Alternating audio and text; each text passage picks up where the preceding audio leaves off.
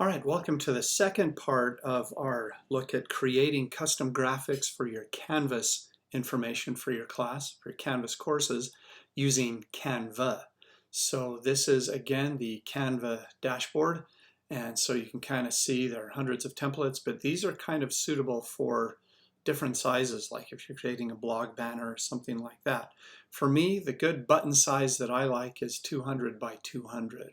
So come to our custom dimensions here, click on that, and this time we want this one to be 200 by 200. This will be so you can create custom buttons for your home page for Canvas. So again, this comes in very large. You get a huge area to work in. This is at 385% of actual, which is great. You never want to make a small graphic and try to size it up. It's always best to take a big graphic and size it down. So now we can kind of look through our templates here, and we want to just say, what do we get here as a search? So here are some different designs. Maybe I like this one. It's orange. Maybe that's not my color. That doesn't really matter. I can delete the information that's already on it. And if I want to change, I just click on this area, the region that's in the background.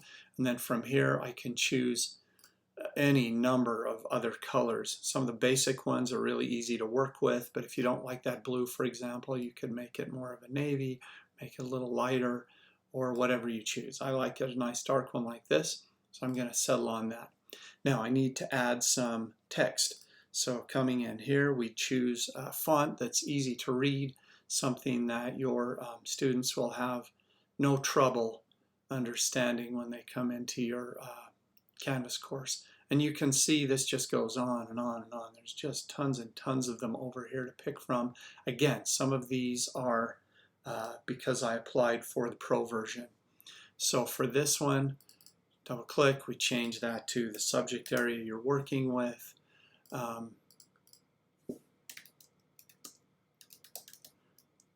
Whatever you want to say here, and then this becomes a draggable item.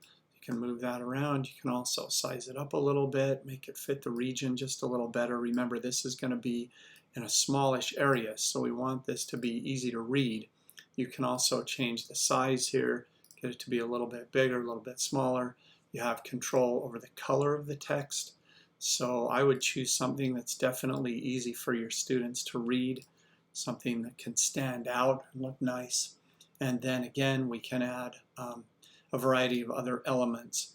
Now, sometimes what gets a little challenging here is finding the graphics because there are so many and some of them aren't tagged very well. You'll get down here in this math search and find things like yoga. So it gets interesting. All you have to do though is click on the graphic you want and then drag it to the location that's suitable for you, size it to the size you like the best, get it to be centered. Now in centering, if you just drag it until that dark pink line shows up, you can see a dotted one here. This would be centered under We Are Learning, but if I get it to the dark solid pink, that tells you that it's centered on this image. Okay, so this would be for a static graphic. If I wanted to find a math animation, something that moves around a little bit, there are a few things you can put in here. So click those, add them.